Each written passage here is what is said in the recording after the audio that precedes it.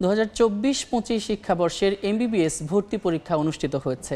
দেশের 19টি কেন্দ্রের একাধিক ভেন্যুতে সকাল 10টা থেকে 11টা পর্যন্ত পরীক্ষায় অংশ নেন শিক্ষার্থীরা।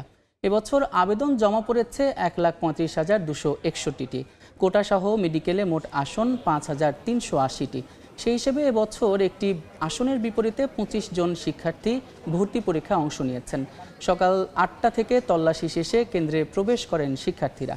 পরীক্ষা শেষে ভালো ফলাফলের প্রত্যাশা করেন শিক্ষার্থীরা। এদিকে ঢাকা রেসিডেন্সিয়াল কলেজ কেন্দ্র পরিদর্শন শেষে স্বাস্থ্য উপদেষ্টা নূরজাহান বেগম বলেন, আসন বৃদ্ধি নয়, মেডিকেল কলেজগুলোর সক্ষমতা বাড়াতে কাজ করছে সরকার।